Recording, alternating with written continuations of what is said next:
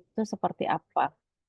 Termasuk ibu juga sebetulnya masih belajar, karena memang penerapan atau implementasi ini kan belum sejak 2020 kan sebetulnya belum efektif ya.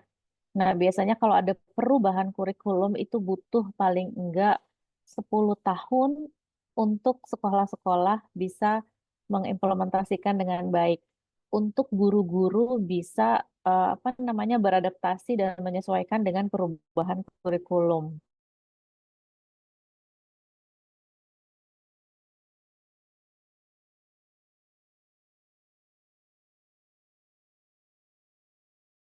Memang antara 2013 sama kurikulum Merdeka itu cukup signifikan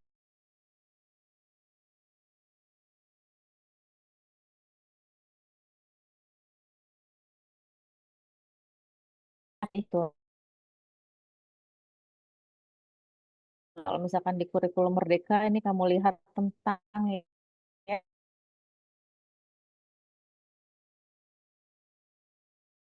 Bu harap nanti kamu bisa mengoptimalkan website ini untuk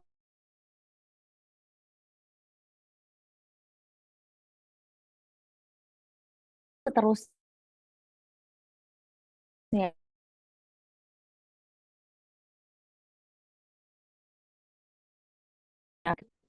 ya mungkin nanti mau bergabung di kementerian menjadi perumus kurikulum, penulis buku, bahan ajar dan seterusnya ya. Jadi Ibu sangat memotivasi kalian untuk belajar tidak hanya di eh, ruang kuliah ya. Jadi kita lihat website yang disediakan Kemdikbud ini banyak sekali informasi yang bisa kita baca. Di sini ada karakteristik kurikulum merdeka, eh, ada pemanfaatan asesmen, kebutuhan peserta didik, kemauan belajar, refleksi kolaboratif. Kita lihat di sini yang menjadi salah satu apa namanya karakteristik kurikulum merdeka adalah profil penguatan, proyek penguatan profil pelajar Pancasila. Nah, di sini ada alur memahami kurikulum merdeka. Jadi memang sebelum kita lihat spesifik ke matematikanya ya, karena mungkin dari konten matematika itu tidak banyak perubahan. Ada perubahan tapi mungkin sedikit. Nah, tapi sebuah kurikulum itu kan kita nggak bicara hanya pada aspek gimana bikin RPP untuk pelajaran matematik, ya nggak? Jadi aspeknya lebih luas. Kalau kita sebagai pendidik atau sebagai guru, pastinya kita akan fokus konsentrasinya pada pelajaran matematika, ya. Tapi bagi sekolah, satuan pendidikan, di situ ada kepala sekolah, ada wakil bidang kurikulum, ya, ada berbagai mata pelajaran di level SMA, itu harus memahami garis besar kurikulum merdeka. Nah, jadi di sini memang pemerintah, terutama Kemdikbud, kalau kalian klik ini kajian akademik, itu ada dokumen PDF yang menjelaskan kenapa sih ada perubahan dari 2013 ke kurikulum merdeka. Itu pembahasannya cukup panjang dan kalau landasan-landasan pengambilan keputusannya juga ada di situ semua, termasuk struktur kurikulum merdeka juga dijelaskan di situ. Nah, mungkin ini eh, bisa kalian baca lebih lanjut tapi nanti gitu ya. Paling enggak Ibu memberikan wawasan nih untuk bekal kamu nanti untuk pembelajaran lebih lanjut. Nah, kemudian yang kedua, setelah memahami garis besar kurikulum merdeka, ini tentunya harus dikuasai oleh satuan pendidikan atau sekolah ya, terutama kepala sekolah yang ingin atau wakil Kepsek bidang kurikulum. Nah, yang ini memahami pembelajaran dan asesmen. Nah, kita bisa fokus ke alur yang kedua ini, memahami pembelajaran dan asesmen. Itu yang menjadi fokus kita di mata kuliah pembelajaran matematika SMA. Walaupun mungkin asesmennya tidak terlalu banyak, tetapi itu akan menjadi bagian juga, karena memang asesmen bagian yang tidak terpisahkan ya dari pembelajaran. Kemudian alur yang ketiga, memahami pengembangan kurikulum operasional satuan pendidikan. Nah, ini juga ada panduan-panduan untuk sekolah ya, bagaimana sih melakukan mengembangkan kurikulum operasional satuan pendidikan. Lalu alur yang keempat, memahami pengembangan proyek penguatan profil pelajar Pancasila. Ini makanya nanti kalau kamu terjun ke sekolah, PKM mungkin kalian tahun depan ya, praktek keterampilan mengajar ke sekolah itu nanti akan banyak kegiatan yang berkaitan dengan profil pelajar Pancasila. Ya, Ibu sendiri belum tahu kegiatan itu seperti apa secara spesifik karena memang belum pernah mengamati apa yang terjadi di sekolah. Tapi laporan dari mahasiswa PKM yang di sana sih biasanya tuh 1 pekan itu diblok untuk kegiatan ini. Jadi Ibu juga kurang tahu persis. Nah, ada banyak sekali aplikasi pendukung yang disiapkan oleh Kemdikbud untuk kalian bisa update terus mengenai kurikulum Merdeka. Tidak hanya website ini yang sedang kita buka, ada juga platform Merdeka Mengajar. Kemudian CB ini nanti Ibu sarankan kamu klik ya, kamu ambil buku. Siapa yang udah ambil buku dari sini? Terus ada webinar-webinar ya. Kalau kalian ingin tahu lebih lanjut, kemudian di sini juga ada eh, info terkini. Jadi kalau ada update info terkini dari Kemdikbud mengenai kurikulum Merdeka, ini bisa kamu perhatikan di sini ya. Nah, sekarang kita lihat ke tadi CB ya. CB udah Ibu buka di sini. Nah, di sini ada teks kurikulum Merdeka ya. Jadi nanti tolong di-download bukunya. Jadi paling tidak kamu menggunakan referensi utamanya dari buku ini, dari CB ini, untuk kamu mengembangkan apa namanya, membuat tugas, menyelesaikan tugas proyek. Tapi ini hanya satu referensi ya, tolong tambahkan referensi yang lain ya. Silakan cari. Nah, ini matematika level SMA. Siapa yang sudah pernah download buku dari sini, boleh angkat tangan, Ibu mau lihat. Jadi biar Ibu tahu seberapa familiar kamu dengan ini. Yang sudah angkat tangan, Bintang, Zidan. Yang lain berarti, oke, Andi, oke, Aska. Yang angkat tangan yang sudah familiar dan sudah mendownload buku-buku yang ada di CB ini. Aisyah, Madia, Aisyah, oke, Asya, Rizka. Kalau belum nggak apa-apa ya. Kalau yang sudah, jadi Bu tahu berapa persentase yang sudah, berapa yang belum. Mhm. Oke, kurang lebih separuh, hampir separuhnya, ya. Enggak, 1, 2, 3, 4. Oke, hampir separuh kalian sudah pernah mendownload berarti ya buku yang ada di sini. Oke, jadi untuk yang lain nanti tolong dilihat, dikunjungi websitenya. Eh, kita lihat di sini misalkan buku matematika SMA atau SMK. Jadi ini dipakai di SMA juga di SMK. Ada 2 jenis buku, yaitu buku siswa dan buku panduan guru, ya. Buku siswa dan buku panduan guru. Kemudian di tiap eh, level, kalau kamu lihat di sini, ada matematika dan ada matematika tingkat lanjut, ya. Tapi itu hanya ada di kelas 11 dan 12 ya. Kelas 10 matematika saja ya. Nah, jadi kalian bisa pilih nanti dari materi aljabar, kamu mau ambil topik apa di situ, ya. Kemudian dari materi geometri, kamu mau ambil topik apa, mau ambil di kelas berapa. Jadi silahkan di-download dan dipilih materinya dari sini. Kemudian tadi Ibu sudah sempat download, melihat beberapa isinya. Kita lihat. Jadi memang kalau kalian download buku, selain buku siswanya, download buku gurunya juga ya. Karena kan kalian guru harus tahu nih bagaimana mengajarkan konsep ini. Ternyata ini pertama kali Ibu buka juga buku ini sebetulnya. Dan cukup surprise karena panduan yang diberikan cukup baik ya kalau kamu perhatikan. Sebentar Ibu coba share. Nah, sambil yang pegang laptop mungkin sambil menunggu Ibu share, kalian bisa kunjungi websitenya sambil download-download yang dibutuhkan. Bentar ya,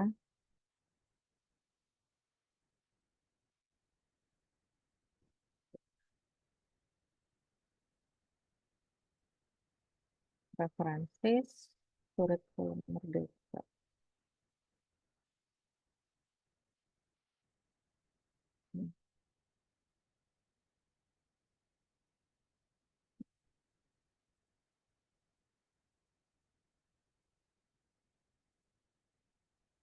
Nah, jadi dia selain ada buku guru juga ada buku siswa.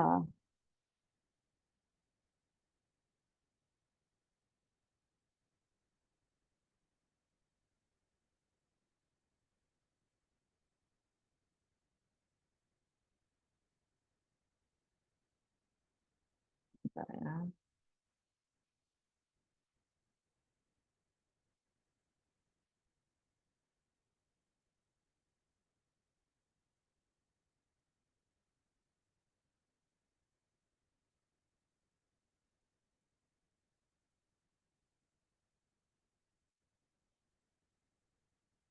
Oke, sudah sambil download bukunya.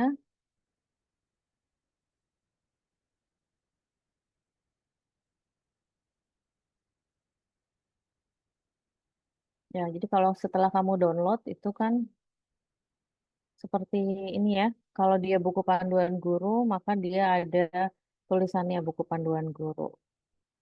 Gitu. Ntar, Ibu belum download buku siswa BSBS. BS. Kalau dia buku siswa, nah seperti ini.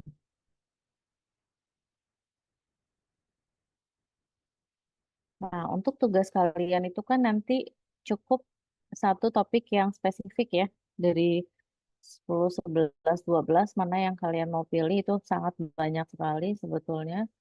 Nah, ini kalau buku untuk siswa tidak ada tulisan buku siswa, cukup judul matematikanya saja. Nah, di sini. Berarti buku siswa itu isinya ya petunjuk penggunaan buku. Di sini ada apa namanya? Kata kunci, ada peta konsep. Di sini peta konsep yang berkaitan dengan konsep yang spesifik, misalkan di sini peluang ya, dan seterusnya. Nah, sebagai guru maka kalian harus selain lihat buku siswa perlu lihat buku gurunya juga, panduan guru seperti ini. Ya, ini akan lebih baik kalau kamu spend some time untuk benar-betul melihat isi dari buku yang ada di sini. Nah, kalau di buku guru di sini pertama dijelaskan capaian pembelajarannya ya, sama seperti yang ada di dokumen CP. Nah, di sini ada peta konsep. Jadi ada strategi umum pembelajaran di sini ya, ada penjelasan kira-kira apa yang bisa dilakukan sih untuk strategi pembelajaran di kelas. Nah, juga ada peta konsep. Nah, peta konsep ini biasanya ada di setiap bab nih. Jadi tidak hanya di awal saja, tapi di setiap bab seperti ini. Jadi untuk eksponen dan logaritma, pertama bahas dulu tentang eksponen, kemudian logaritma, kemudian eksponen itu nanti ada sifatnya, ada fungsinya, ada bentuk akarnya. Nah, di sini peta konsepnya tidak menunjukkan materi prasyarat ya, tapi lebih ke em, sub-sub konsep yang akan dipelajari, kayak gitu ya. Nah, kemudian ayo bereksplorasi, ayo berpikir kritis, ayo berpikir kreatif. Nah, di sini dijabarkan tuh apa yang ada di CP kan. Di CP kan ada elemen proses ya. Ayo menggunakan teknologi dan seterusnya.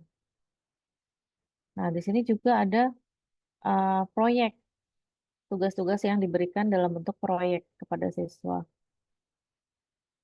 Nah, ada beberapa apa namanya penggunaan teknologi yang juga di sini disarankan, di antaranya penggunaan scientific calculator bisa dipakai ya, atau aplikasi GeoGebra ya.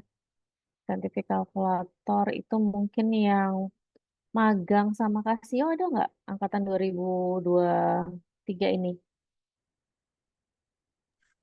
Ada Ibu 2022 Ibu. Kalian dua-dua, dua tiga sih. Dua-dua ya. Sorry, dua-dua ada yang Iya magang Ibu. sama Casio kan ya? Ada Ibu. Nah, eh, itu bisa nggak kalian misalkan kalian kan magang ke sekolah tuh, tapi kan teman kalian nggak semuanya magang. Yang magang bisa nggak sharing info apa yang kalian pelajari dalam penggunaan teknologi kalkulator. Nah, kalau misalkan ibu nggak tahu kalian itu magangnya ke SMP apa SMA, siapa di kelas ini yang magang? Ke SMA dan SMK Ibu. Oh, bagus. Berarti tepat kan ya? Artinya kamu menjelaskan, memberikan materi ke sekolah tersebut ya tentang penggunaan scientific calculator untuk SMA dan SMK kan? Benar Iya, nggak? Ibu. Nah, siapa berapa orang di kelas ini? Coba 8, Ibu.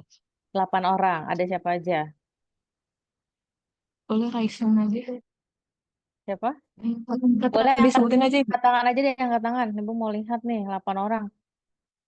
Bentar, ada Nesya. Yang 8 orang magang di Casio. Tahnia, Nesya, Abdullah, Salwa, Adita, Adita apa Septian ini? Dua-duanya. Dua-duanya, Ibu. Oke, Triani udah hadir. Adin, ya itu ya, 8 orang ya. Nah, ini Sama Fauzan, Ibu. Fauzan juga. Semuanya sudah ke sekolah ya. Iya, Ibu. Semuanya sudah ke sekolah. Berarti sudah berinteraksi langsung dengan guru dan siswa di sekolah ya. Iya, Ibu. Oke, good. Berarti em, Ibu jadi terpikir ide nih, karena nanti rencananya di pertemuan keempat itu kan kita mau ada praktisi mengajar, cuma belum ada kepastian praktisi mengajarnya datangnya kapan. Jadi kalau misalkan eh, di tanggal tersebut praktisi mengajarnya belum bisa hadir, maka Ibu berikan tugas buat yang magang di Casio untuk memberikan materi ke teman-teman di kelas ini. Jadi silakan yang 8 berkolaborasi materi apa yang mau kalian sampaikan ke teman-teman di kelas PM SMA. Karena kebetulan kalian di SMA kan ya. Jadi itu relevan sekali dan itu kita perlu tahu ya. Jadi menarik kalau kalian bisa share. Nah, jadi di sini balik lagi penggunaan teknologi bisa scientific calculator, bisa juga menggunakan GeoGebra atau teknologi-teknologi lain yang gimana sih layar Ibu? Terlihat nggak? Atau menggunakan teknologi lain yang di sini ada Desmos, Ibu belum familiar, tapi biasanya yang disebut di sini memang sudah banyak yang menggunakan ya. Nah, di buku ini juga dijelaskan penilaiannya seperti apa, tindak lanjut di sini ada remedial dan pengayaan. Ternyata juga ada bab subbab yang menjelaskan interaksi guru dengan orang tua di sini. Ternyata cukup ini detail. Nah, ini misalkan bab 1 tentang eksponen dan logaritma. Di awal bab, di sini dijelaskan capaiannya apa saja yang akan dikuasai siswa dalam bab ini. Kemudian ada skema pembelajaran, kalian lihat di sini, miring ya. Skema pembelajaran ada tujuan, pokok materi, kosakata seperti tabel RPS ya, ini ya. Kemudian ada panduan pembelajaran, di sini yang disarankan untuk pengalaman belajar, sarana dan prasarana ya. Kemudian materi apersepsi. Nah, apersepsi ini berkaitan dengan materi prasyarat ya. Nah, kemudian ada aktivitas pemanasan tuh. Jadi diberikan konteks juga di sini tentang penyebaran virus COVID-19. Itu makanya Ibu bilang ini bukunya cukup bagus untuk kalian bisa dijadikan referensi. Nah, ini konteks tentang peningkatan penyebaran virus COVID yang sifatnya eksponensial. Makanya dijadikan konteks untuk fungsi eksponensial. Kemudian masuk ke apa namanya sifat-sifat eksponensial dan seterusnya. Ini kalau kalian terus amati lebih lanjut, kalian perhatikan di sini ada simbol-simbol seperti ini. Ayo berpikir kreatif. Tuh. Kira-kira kenapa ini perlu dimunculkan? Nanti kalian bisa tolong relate ke apa namanya? Ibu kan tugas kedua itu kan minta kalian cari paper ya, berkaitan dengan elemen proses ya. Nah, kalian kaitkan ini dengan eh, artikel-artikel ilmiah yang sudah diteliti. eh, Apa sih pentingnya berpikir kreatif atau dalam matematika itu seperti apa? Ayo berpikir kritis, ya kan? Ada kemampuan berpikir kritis juga kan ya? Ini sebetulnya lebih ke 21st century skill ya. Berpikir kritis, berpikir kreatif. adaptif, reflektif, dan seterusnya gitu ya. Nah, ini untuk buku guru pandu apa namanya? Bentar, wait, Zoom ibu mana ya? Oke, wait a minute.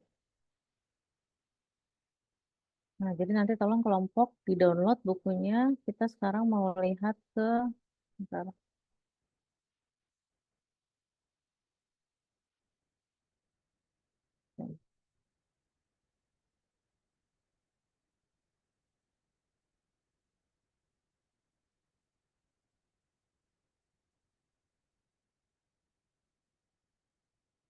Ya, kita mau lihat ini karena memang ini secara visual lebih mudah aja di,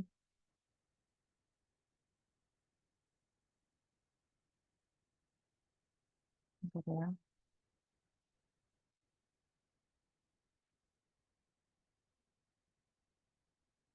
Ini kok ibu nggak bisa lihat partisipan sih? View-nya. Oke. Ya, jadi ternyata tadi menurut laporan Zidan, isi dari capaian matematikanya sama, ya. Jadi mungkin kita bisa refer ke dokumen 2022 karena secara tampilan kayaknya lebih enak aja dilihat, ya. Jadi capaian pembelajaran matematika fase A dan fase F, mungkin sebagian besar dari kalian merujuk pada dokumen ini untuk membuat tugas pertama ya, kata konsep ya. Nah, jadi sebelum kalian nanti mendesain, memilih topik gitu ya dari buku-buku yang tadi Ibu minta kalian download, ini paling tidak garis besarnya kalian udah paham ya. Karena dalam menyusun capaian pembelajaran matematika, kita tidak luput dari kesadaran bahwa seorang guru ngajarin matematika itu tujuannya apa sih? Agar siswa tuh bisa apa sih? Apakah hanya agar sekedar paham materinya, paham tentang fungsi eksponen dan grafiknya? Kan tidak seperti itu ya. Kalau di kurikulum 2013, istilahnya kan kompetensi dasar ya. Ini diganti menjadi capaian pembelajaran. Capaian pembelajaran atau CP menjadi acuan untuk pembelajaran intrakurikuler. Ya, jadi ini disebutnya intrakurikuler. CP dirancang dan ditetapkan dengan berpijak pada standar nasional pendidikan, terutama standar ISI. Di sini ya. CP disusun untuk setiap mata pelajaran. Untuk berkebutuhan khusus, menggunakan CP pendidikan khusus. Kemudian pemerintah menetapkan CP sebagai kompetensi yang ditargetkan. Ya. Namun demikian, sebagai kebijakan tentang target pembelajaran, CP tidak cukup konkret untuk memandu kegiatan pembelajaran sehari-hari. Oleh karena itu, pengembang kurikulum operasional ataupun pendidik perlu menyusun dokumen yang lebih operasional yang dapat membantu proses pembelajaran intrakurikuler yang dikenal dengan istilah alur tujuan pembelajaran. Nah, alur tujuan pembelajaran ini dibuat dulu sebelum apa namanya mulai pembelajaran. Tapi dengan adanya buku guru tadi sebetulnya itu sudah cukup membantu ya. Nah, ini adalah proses perancangan pembelajaran akan kita bahas lebih detail pekan depan. Yang pertama yang guru harus pahami adalah capaian pembelajaran apa yang akan dicapai siswa. Kemudian tujuan pembelajaran apa, lalu kemudian alur tujuan pembelajaran, yang terakhir adalah merancang pembelajaran dan assessment. Oke, ini adalah dokumen tentang CP. Nah, untuk dapat memahami CP, pendidik perlu membaca dokumen CP secara utuh, mulai dari rasionalnya, tujuannya, karakteristiknya, hingga capaian per fase. Di peta konsep yang kemarin Ibu perhatikan, ada yang juga menambahkan rasional, tujuan, kayak gitu-gitu. Ya, cuma memang tugas utamanya adalah menunjukkan peta konsep atau keterkaitan konsep yang siswa pelajari selama 3 tahun di SMA. Jadi tidak apa-apa kalau kamu tambahkan ini juga nggak apa-apa. Nah, ini rasional mata pelajaran matematika. Kenapa perlu ada mata pelajaran matematika di SMA?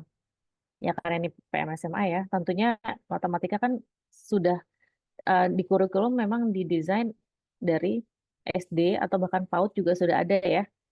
Nah, di sini sebetulnya kenapa sih matematika perlu dipelajari? Jadi di sini membekali peserta didik tentang cara berpikir, bernalar. Bentar,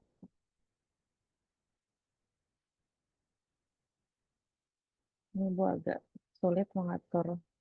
Oke,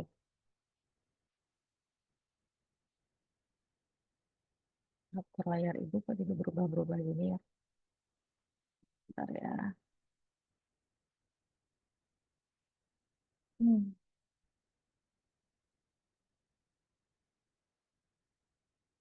Yang kamu lihat dari tadi ini enggak sih berubah-berubah size enggak sih kok Ibu kok layar Ibu agak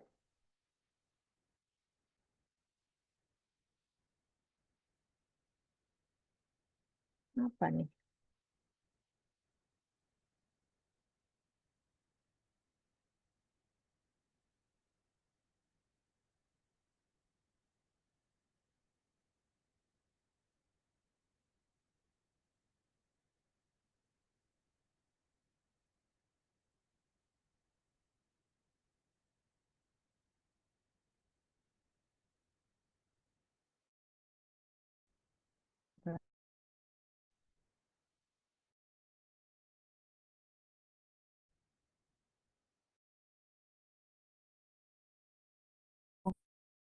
Ini Ibu pengen oh, lihat juga. Jadi kalau tidak terlihat Ibu nyambi. Nah,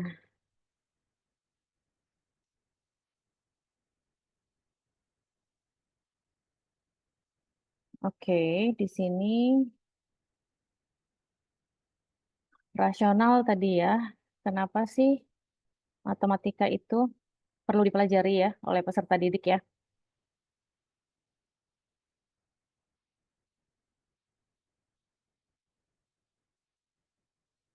Nah, kalau kita lihat di sini, mata pelajaran matematika ditujukan untuk mengembangkan kemandirian, kemampuan bernalar,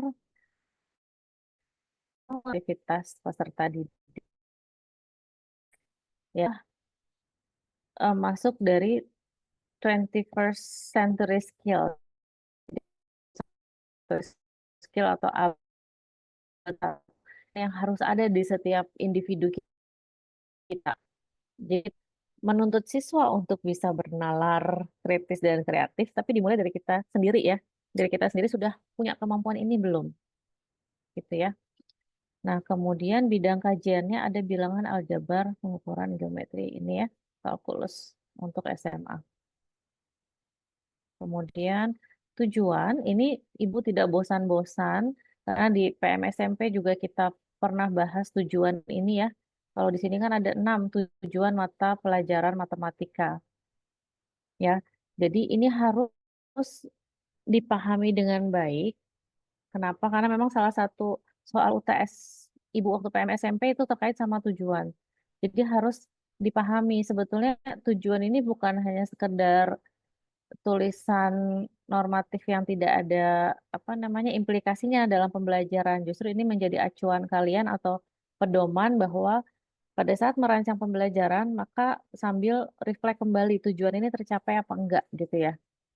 Jadi mata pelajaran matematika bertujuan untuk membantu peserta didik mengembangkan satu, memahami materi pembelajaran, ya, memahami materi pembelajaran matematika, di mana di situ ada fakta, konsep, prinsip, operasi, relasi, dan mengaplikasikannya secara luas. Ada kata luas, luas, akurat, efisien, dan tepat dalam pemecahan masalah matematis, dalam kurung pemahaman matematis dan kecakapan prosedural.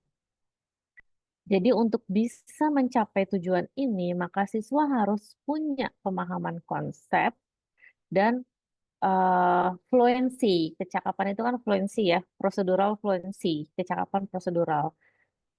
Misalkan dalam berhitung, dia tidak hanya mampu apa namanya namanya, melakukan operasi susun ke bawah misalkan pengurangan. Kalau kita orang dewasa misalkan dikasih, belanja nih uang 10.000 habisnya 5.900 ya. Kalau anak SD kan mungkin dia akan pakai cara susun ke bawah dan itu lama. Tapi kalau kita dewasa atau penjual biasanya cara ngitungnya kan dilengkapkan ke atas, bener nggak? 5.900 tambah 100 jadi 6.000 tambah 4.000 jadi 10.000. Nah, tapi untuk soal yang lain mungkin caranya berbeda. Nah, ini yang dimaksud dengan luwes. Luwes itu tidak berpatokan pada satu strategi, tapi memilih strategi mana yang paling tepat untuk situasi masalah tertentu. Jadi dalam matematika kan ada banyak konteks soal, ya, dan cara penyelesaian pun beragam. Dalam menyelesaikan SPLDV, SPLTV, siswa belajar cara eliminasi, substitusi, ya kan? Cara grafik, cara kombinasi. Tetapi kalau ada soal-soal dengan angka tertentu, anak yang memiliki kemampuan luas, itu biasanya dia bisa menentukan metode mana yang paling mudah untuk menyelesaikan suatu soal. Nah, tentunya ini adalah tujuan yang em, cukup apa namanya? Cukup apa ya? Ketika kita sudah mengalami misalkan ngajar di sekolah ya. Kalau kamu mengalami ngajar di sekolah dan melihat kenyataan bahwa aduh Bu, untuk bisa ngajarin anaknya ngerti prosedural yang biasa aja itu udah susah gitu kan. Apalagi dia bisa punya kemampuan luas, itu udah kayaknya nggak mungkin gitu kan ya. Biasanya kita kalau udah tahu kondisi situasi di lapangan tuh udah mulai pesimis tuh. Apalagi kalau ngajar di SMK.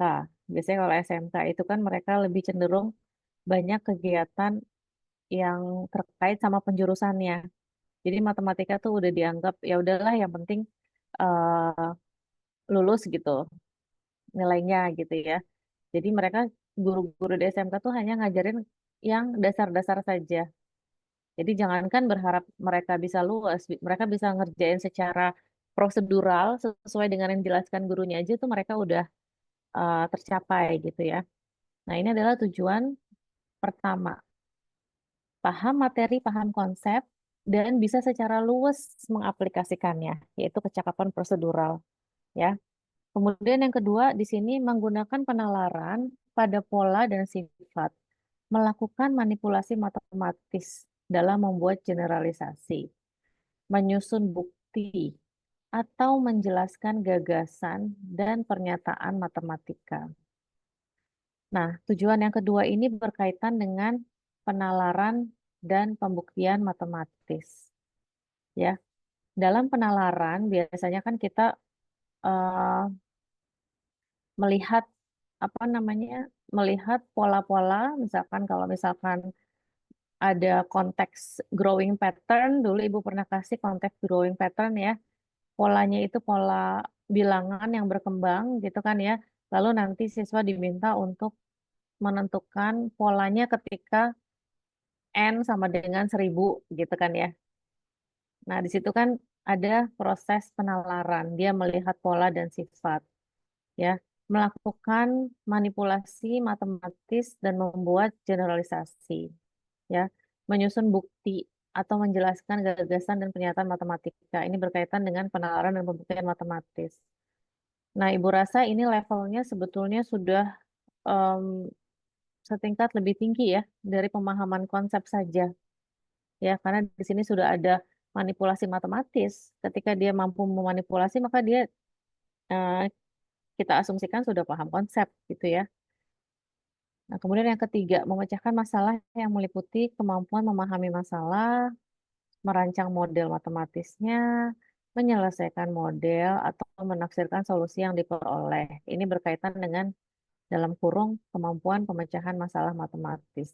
Nah, ini mungkin nanti kalau kamu cari referensi artikel yang berkaitan dengan pemecahan masalah matematis, itu banyak paper yang refer ke Polya, kalau nggak salah ya. Betul nggak Polya? Benar nggak ada yang udah pernah searching-searching? Jadi intinya dalam pemecahan masalah itu pertama, biasanya kalau di buku atau di soal-soal yang pernah kalian temui tentang pemecahan masalah, banyak soal pemecahan masalah yang berupa konteks gitu ya, soal cerita misalkan. Nah, dalam membaca itu siswa paham nggak masalahnya apa?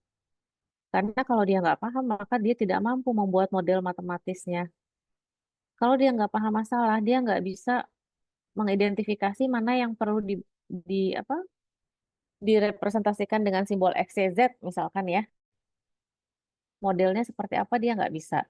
Jadi yang pertama memang harus memahami dulu masalahnya sehingga dia bisa mengidentifikasi apa yang diketahui dalam soal, kemudian apa yang ingin dicari, kemudian model matematis apa yang bisa diambil dari masalah tersebut. Ya, misalkan bentuk rumus fungsi apa nih yang bisa diambil dari masalah tersebut. Lalu setelah memahami masalah, merancang model, tadi kan kalau sudah mampu, kemudian merancang model, lalu menyelesaikan modelnya. Menyelesaikan model itu maksudnya menyelesaikan masalahnya secara matematis ya. Dan menafsirkan solusi. Nah, ini yang sering ke skip. Biasanya ketika kamu udah dapet nih mecahin masalah, bikin model matematisnya, diselesaikan. X sama dengan 10 misalkan ya.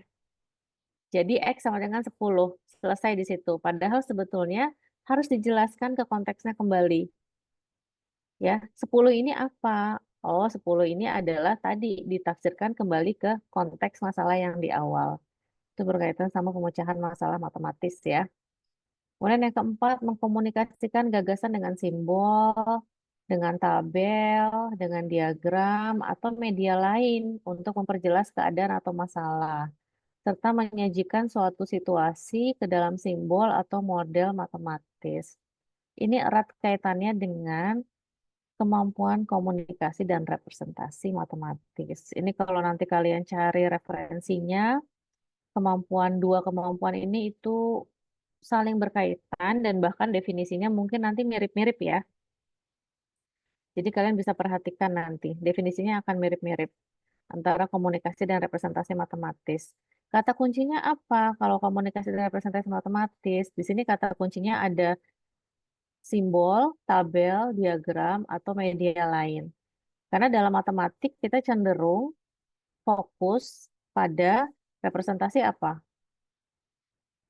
Fokusnya apa biasanya kita? Hmm? Dalam matematik biasanya kita fokusnya apa? Angka, Ibu. Dalam bentuk, iya, simbol saja kan? Betul nggak? Kita hanya fokus pada bentuk simbol. Itu yang terjadi di eh, praktek-praktek di sekolah selama ini gitu loh.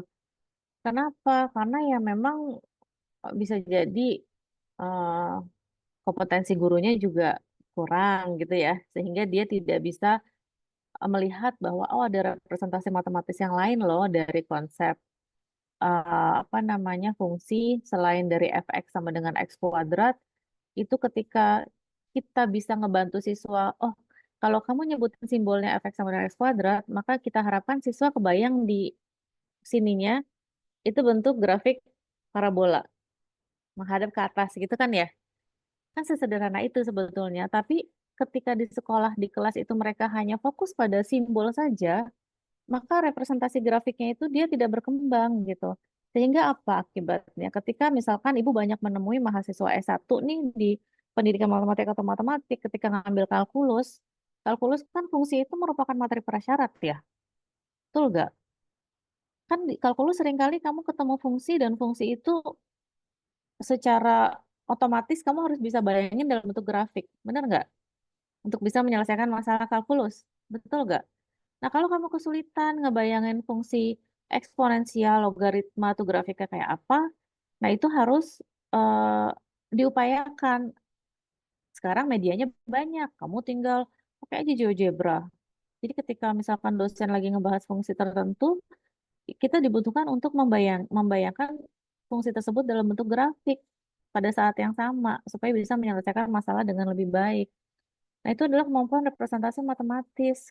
Jadi kita jangan hanya fokus pada simbolnya saja, ya, tapi ada representasi bentuk lain. Tujuannya apa sih untuk perlu ada representasi? Yaitu untuk memperjelas keadaan atau masalah, serta menyajikan suatu situasi ke dalam model matematis yang lain.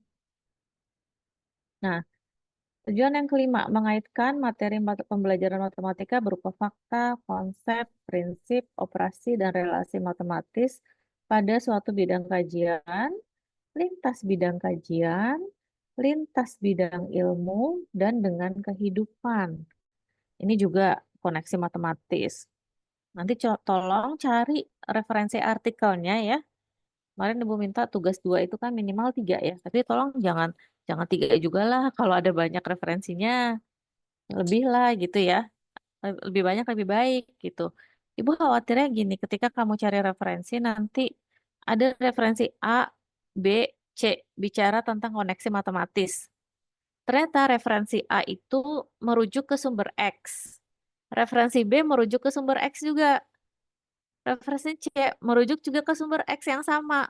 Nah, itu jadi hitungannya kamu hanya punya satu referensi kalau mereka merujuk ke referensi X yang sama gitu.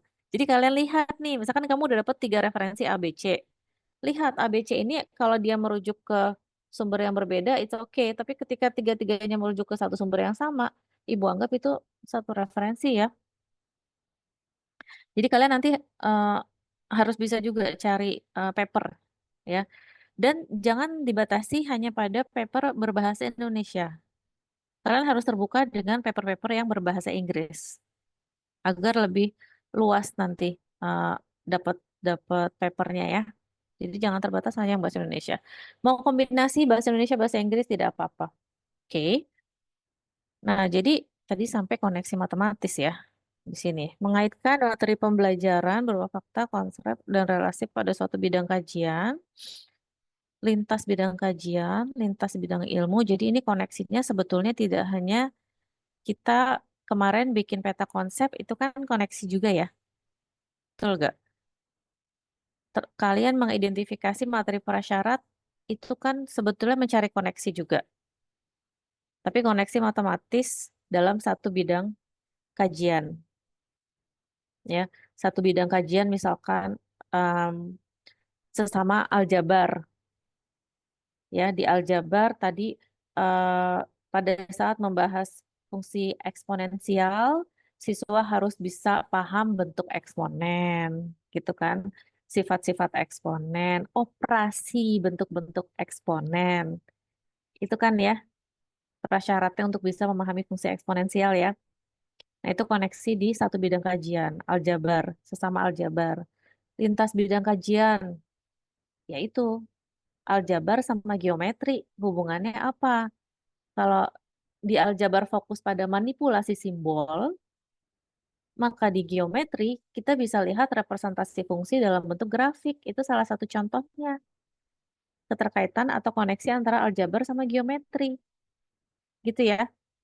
Jadi aljabar itu tidak hanya fokus pada manipulasi simbol, tapi juga ada representasinya dalam bentuk geometris. Lalu lintas bidang ilmu, misalkan matematika dengan sains. Sekarang lagi banyak penelitian tentang STEM, Science, Technology, Engineering kalau nggak salah ya, and Mathematics. Jadi banyak penelitian yang meneliti bagaimana sih siswa di sekolah bisa belajar matematika yang terkoneksi dengan sains dan teknologi.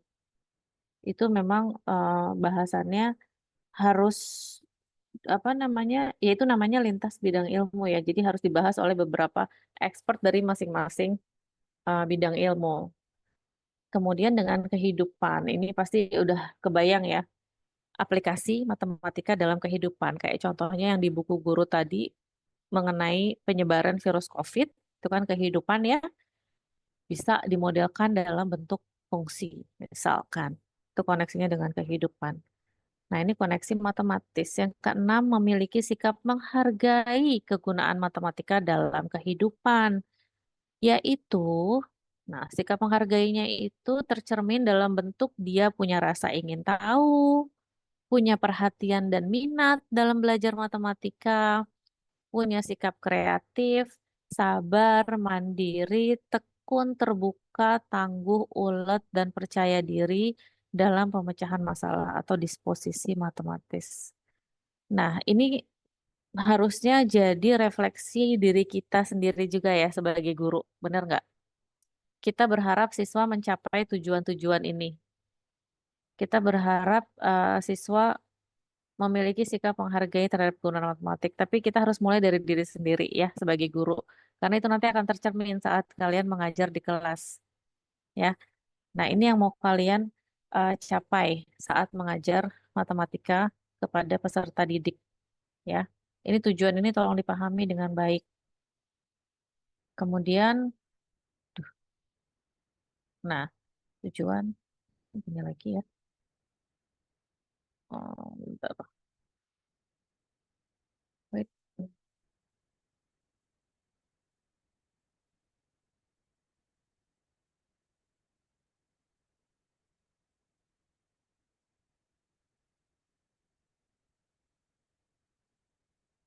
Mana tadi ya? Ini. Oke, elemen konten selanjutnya karakteristik matematika kemarin sudah kita bahas, ada elemen konten, ada elemen proses ya. Di elemen konten subject matter terkait dengan subject matter ada bilangan, ada aljabar, pengukuran, geometri, analisis data dan peluang, kalkulus ya.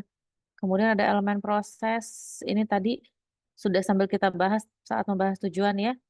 Jadi untuk elemen penalaran dan pembuktian terkait dengan proses penggunaan pola. Pembuktian terkait proses membuktikan kebenaran suatu prinsip, rumus, atau teorema. Pemecahan masalah matematis, kemudian komunikasi matematis, tadi erat kaitannya sama representasi, nanti kalau kalian cari paper, itu pasti biasanya definisinya hampir sama. Koneksi matematis juga tadi udah kita bahas gitu ya. Nah, ini adalah karakter dari mata pelajaran matematika harus kamu pahami mau ngajar di SD, ngajar di SMP, di SMA. Ini adalah landasannya. Baru setelah itu dibahas capaian-capaiannya tiap fase. Nah, ini adalah yang kemarin kamu kerjakan. Ya enggak? Untuk bikin peta konsep. Oke, sampai sini ada pertanyaan. Karena setelah ini Eh, Ibu mau kalian berdiskusi ya. Ya, silakan. eh, Siapa? Ibu, saya izin bertanya. Mhm, Saya lihat, yang saya heran mhm, itu ketika guru ya, kan beberapa sekolah itu guru memberikan evaluasi hasil pembelajaran kepada siswanya, baik tes ataupun ulangan harian ataupun penilaian harian. Biasanya kan tuh setiap materi kan ada penilaian harian, ulangan harian. Tapi guru tersebut itu yang saya heran tuh dia memberikan soalnya tuh kayak bentuknya pilihan ganda, bukan kayak berbentuk kayak esai gitu. Sehingga gurunya tetap tidak tahu kan bagaimana kemampuan pemecahan masalah siswanya, gimana cara siswanya berpikir kritis, apalagi kalau gurunya buat soal cerita, apakah dia siswanya menulis kayak diketahui, ditanya penyelesaiannya bagaimana. Nah itu kan guru kan tetap tetap nggak tahu karena kan tujuan betul. evaluasi pembelajaran kepada siswanya itu kan uh, uh, apa namanya supaya tahu pemahaman konsep kalian itu sampai mana sih, apakah pemecahan masalah kalian sampai mana sih, apakah kalian punya minat minat belajar yang tinggi atau enggak, supaya mereka dapat berpikir kritis. Nah, itu kenapa bisa terjadi seperti itu ketika guru memberikan evaluasi, intinya ya evaluasi hasil pembelajaran, tapi dia memberikan soal dalam bentuk pilihan ganda aja gitu, sehingga kalau jawaban salah ya Oke, disalahkan, iya. sehingga jawaban benar ya Jadi benar. Nah, seperti itu Bu, bentuk itu yang saya evaluasi, heran. evaluasi sebetulnya itu diserahkan, dikembalikan kepada gurunya ya. Artinya sebetulnya guru punya kebebasan. Dia mau pilih bentuk soal pilihan ganda atau esai. Memang betul yang Bintang katakan kalau pilihan ganda itu bentuknya kan siswa memilih option. Ketika hanya itu saja yang dipilih, ada kemungkinan siswa hanya menebak gitu ya. Nah, em, mungkin usulannya apa supaya guru bisa melihat prosesnya? Ya, berarti siswa harus melampirkan cara mengerjakan jawabannya. Misalkan guru itu tetap mau menggunakan soal pilihan ganda. Jadi ada lembar soal pilihan ganda, ada lembar cara pengerjaan, misalkan gitu. Itu salah satu mungkin solusi yang bisa diterapkan. Tetapi kalau hanya pure pilihan ganda saja, tanpa ada coret-coretan atau cara pengerjaan yang kita lihat, maka untuk mata pelajaran matematik memang kurang tepat. Ibu setuju dengan Bintang. Mungkin gitu ya. Nah, Iya Ibu, seperti itu. betul. Baik. Oke, ada lagi.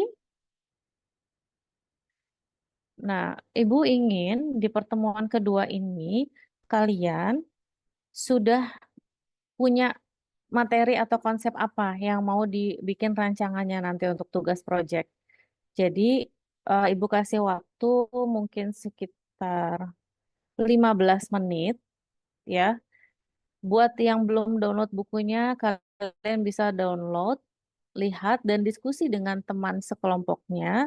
Materi apa yang mau diangkat untuk kelompok kalian, dan em, mungkin kalian belum sempat baca artikel ya terkait konsep tersebut, penelitian terkait. Tapi paling tidak dari baca buku yang ada di website tadi, kalian punya gambaran kalau kalian mau ngajarin materi ini, maka kemampuan apa yang mau saya fokuskan, misalkan penalaran matematisnya kah, pemecahan masalah matematisnya kah. Nah, jadi ada kontennya apa, prosesnya apa yang menjadi penekanan pada rancangan pembelajaran kamu. Jelas nggak? Oke, jelas? Jelas Ibu. Oke, setiap kelompok siapkan ah, satu slide PPT aja untuk nanti di-share di 10 menit terakhir. Ibu mau lihat. Jadi buka kasih waktu 15 menit, 10 menit terakhir Ibu akan lihat tiap kelompok apa saja materi yang mau diangkat, elemen kontennya apa, di kelas berapa, lalu fokus elemen prosesnya di mana. Oke, Ibu beri waktu 15 menit ya. Ada pertanyaan? Eh, Ibu, saya ingin bertanya kembali, Hmm, apakah ajakan proyek ini harus ke sekolah untuk mengumpulkan Tidak, tidak, datanya atau tidak bagaimana, perlu Bu? ke sekolah. Kita hanya melakukan analisis dokumen. Tidak perlu ke sekolah. Kita hanya melakukan analisis atau belajar lewat dokumen. Dokumen kurikulum, dokumen buku, ya, dan dokumen-dokumen artikel penelitian. Oke? Oke, silakan dimulai kerja kelompoknya. Kita akan mulai kembali, apa namanya, nanti dengan langsung presentasi tiap kelompok ya, di 10 menit terakhir.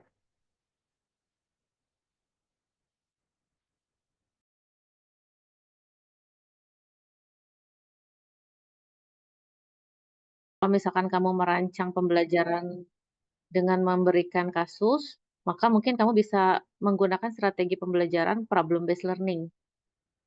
Jadi kamu berikan problem yang berkaitan dengan konteks atau situasi nyata. Nanti di situ siswa ya namanya problem-based learning kan either dia sendiri atau berkelompok, tapi biasanya diskusi supaya ada komunikasi antar siswa. Nah, dari situ nanti siswa bisa menyelesaikan masalah yang berkaitan dengan distribusi binomial. Nah, pada saat kamu merancang ini, tolong perhatikan juga alurnya. Jadi sebelum ini siswa sudah belajar apa dan apa yang sudah mereka kuasai, ya. Kemudian dengan dia melakukan atau menyelesaikan kasus ini dalam kegiatan problem-based learning, apa yang akan dia kuasai, gitu ya. Jadi dalam kamu merancang kegiatan pelajaran itu harus ada tujuannya apa, tapi juga harus ada identifikasi yang sudah mereka pelajari apa, supaya nanti eh, kita bisa membayangkan kalau memang digunakan di kelas nyata, oke, kita bisa digunakan di kelas ini untuk konsep ini dan seterusnya. Mungkin itu ya untuk Iya, Bu. kelompok Zidan. Baik, Bu. Oke, untuk kelompok yang lain kita akan diskusikan, insya Allah pekan depan kita akan uh, siapkan waktu yang cukup supaya kelompok lain bisa mempresentasikan usulan materi dan apa namanya konteks atau elemen proses yang mau ditekankan ya. Untuk pertemuan hari ini ada pertanyaan? Ibu, saya ingin Tidak ada. bertanya, Ibu. Silakan Tania.